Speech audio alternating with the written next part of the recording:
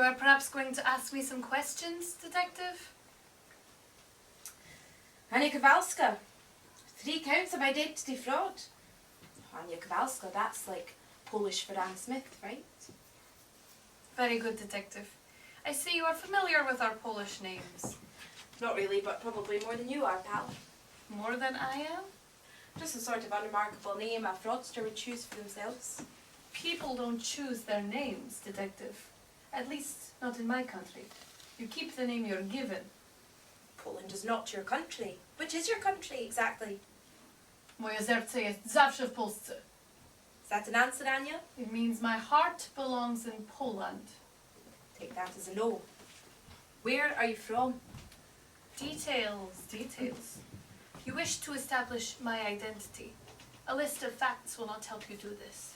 I think it will. Answer the question. I like you, detective. You look like an honest woman. So, I will be honest too. Just like you. I was born in a place in the world on a day 20, perhaps 30 years ago. This much you can tell from looking at me. Any more than this is impossible to say for certain. So you're one of those then? I have your place and date of birth right here.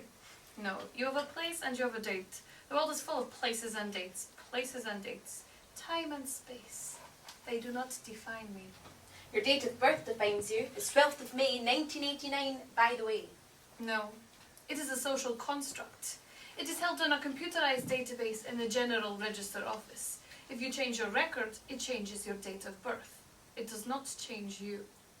Your body is still aging, you can't change that. You think you can quantify my age? Perhaps you should carbon date me. Tempted. Cells in your body renew constantly. None of them more than 10 years old, not even your skeleton. I saw that on QI. Don't you like QI, detective? Did you know that the immortal jellyfish can renew... Anya Kowalska, born 12th of May 1989 in Wrocław. Wrocław. It's in southern Poland. Lovely city, beautiful cyclorama of the Battle of Wrocławice. And there's an astronomical... And this is where you're from? Never been there. Never been to Wrocław. Wrocław. No, never been to Poland. So you're not Polish? Well, I might be. People don't choose where they're born. And your name is Anya Kowalska? I didn't say that, you said that. And your accent?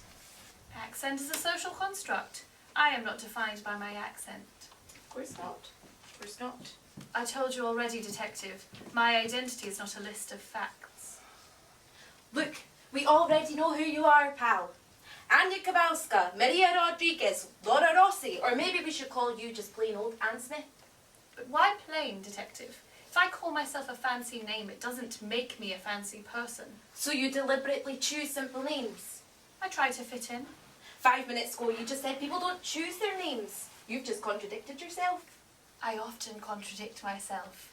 I am not defined by a fixed point of view. Opinions change. Of course they do. Of course they do. Opinions are like the clothes we dress our philosophies in. Are you a detective simply because you're wearing that jacket? To clothes maketh you.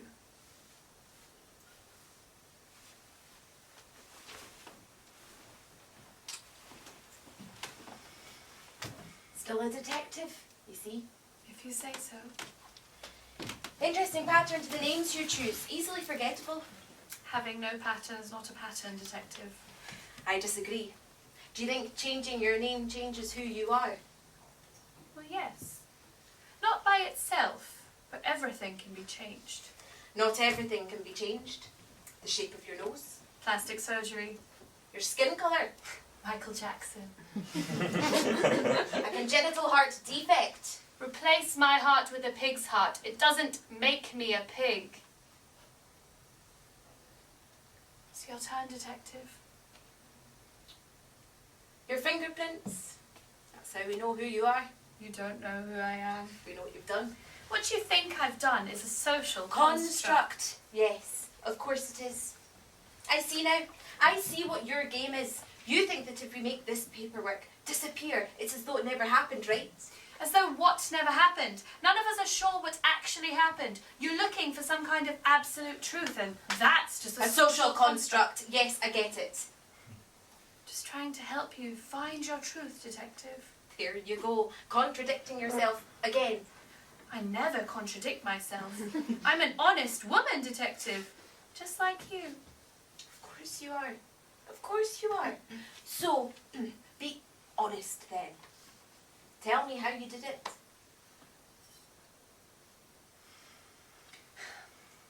It was a crime of passion! How so? I have no idea. I've just always wanted to say that. Maybe it was a crime of apathy. You know what I think? I'm starting to. I think it was a crime of necessity. I think you needed the money. Interesting. I think you start with someone's phone. You find someone that looks like you and you steal their phone, probably the old clipboard trick or something like that. Everyone looks like me. You look like me. Take it at the right time and it won't be locked. Then you're into their email. People don't password protect their email on their phones.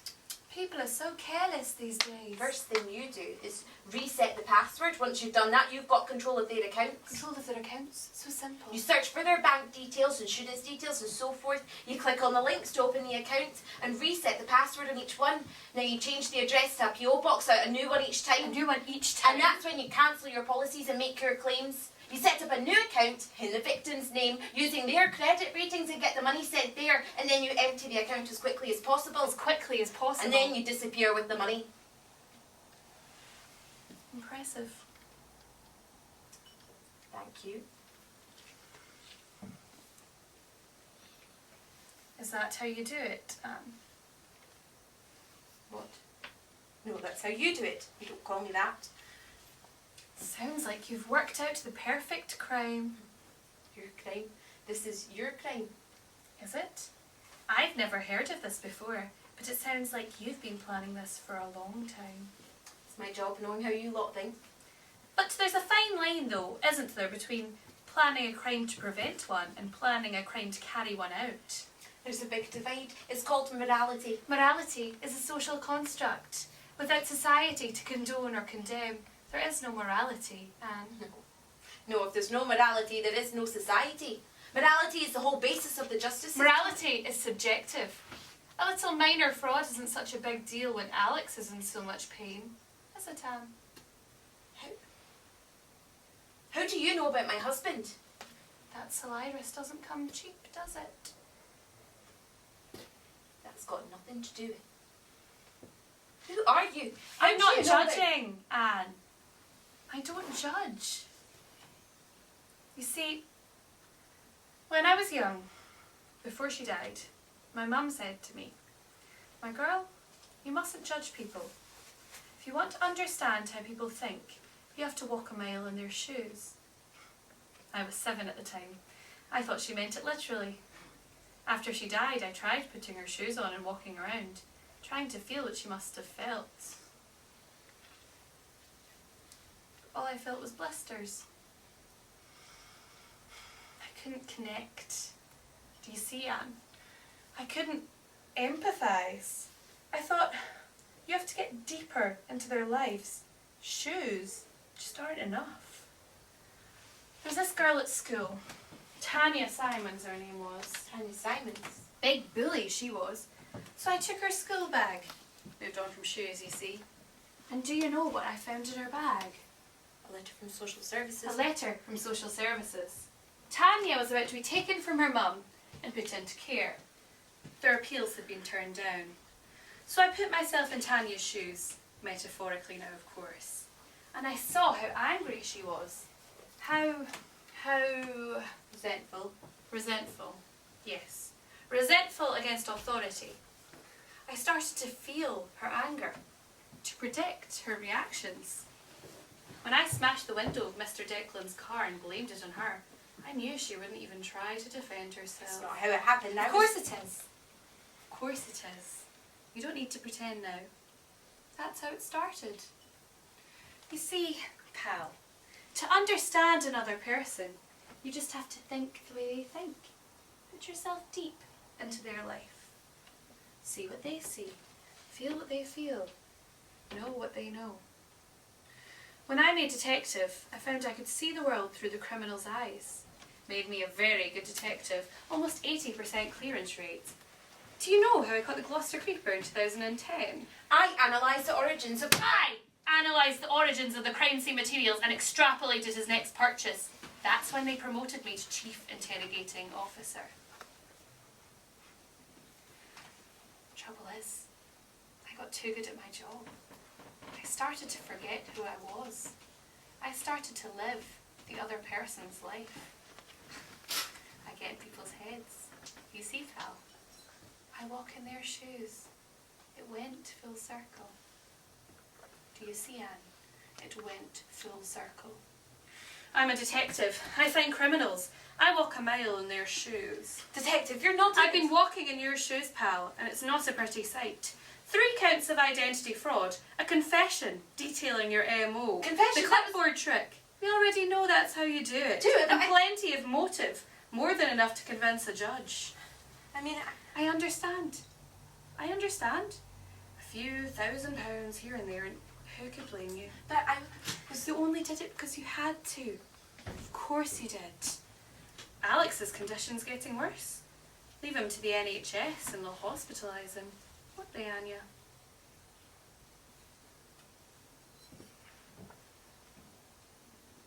Demand a lawyer. Okay. Okay, Anya. We'll leave it there for today. I don't think that interview terminates 9:35 p.m. Get a good night's sleep, Anya. We'll continue this in the morning.